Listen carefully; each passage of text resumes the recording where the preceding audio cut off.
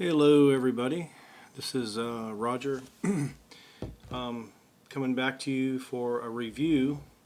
I don't normally buy expensive work boots. I've been in the tree service for over 20 years, and when I first got started I went through, you name it, different Leatherman's boots. I've gotten went to Red Wing, bought their boots, spent over $250 for a pair of work boots. But normally when you go do the higher end work boots and you have the stiff leather, usually it takes a while to break them in. I've tried like saddle soap and leather conditioners, but it still takes quite a bit of time to break them in.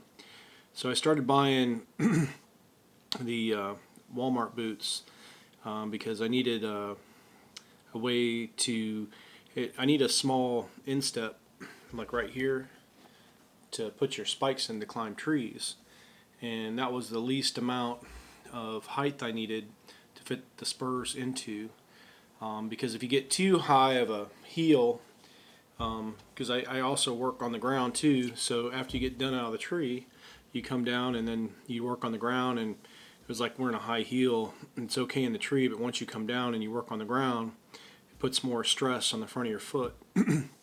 So that's why I started wearing the Wolverines from Walmart. They were like, and I started wearing them about 10 years ago for like 49 bucks. Now you can get them for like 56, 57 bucks. But I went to Sears. I was at the mall, and I ended up buying a pair of Timberlands that were on sale. I don't normally like Timberlands because I know they're expensive and they're more like a dress shoe, but it just so happened that I found these Timberland Pro Boondocks, and I don't know what it is, but I used to be able to wear 10.5. Now it seems like almost everything I wear I have to get 11. I don't know if my feet are getting wider or they're making the shoes smaller, but most shoes I have to get an 11, and most of the boots now at least 10.5 or 11, because now the boots seems like they're running smaller too. But I end up getting these. These are the Timberland Pro Boondocks, and I got them on sale. They're normally like 200 and a little over 200 bucks, like $205. It says right there 200. I don't know if you can see it. $205. I got these for like 175 bucks, which is still a little bit more than I normally pay. But went ahead and tried them out, and what I liked about them is they're so easy to get on. I mean, you have like a huge area and your foot just kind of slips right in there. Most of your work boots, it's like you have to almost have a shoehorn to get in there. But what's nice about these, there's places where you can stick the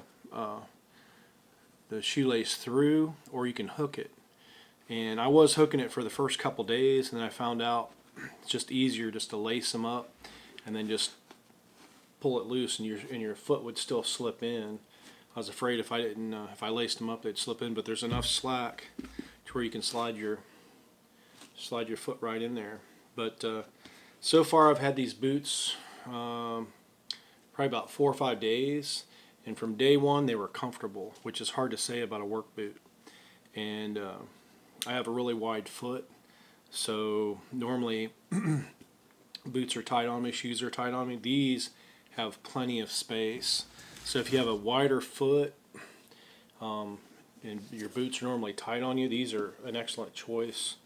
They have the non-slip sole, and also too, most of my boots get scuffed up, so this has a like a reinforced toe, and it looks pretty solid, and also has a reinforced heel, so that's where your boots normally get the most wear and tear.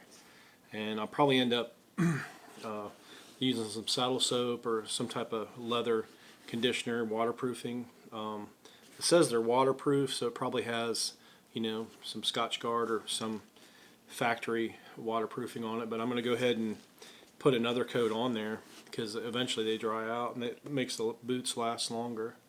But so far so good. If you guys are looking for a good work boot, I know they're a little bit more expensive, but you need to take care of your feet because your feet will take care of you. So if you're on your feet a lot, I don't climb trees much as I used to because we have a bucket truck now, and I also have a couple guys that go up in the bucket truck for me. I'm up there every once in a while, and we don't do as much climbing, so I wouldn't recommend these for climbing, but great for on the ground, and that's where I'm usually at. So I always keep a climbing pair of boots in the truck just in case I have to go up, but on the ground, these are what I'm wearing, and I'm going to wear these for a couple more months and give another review because this is only a couple days.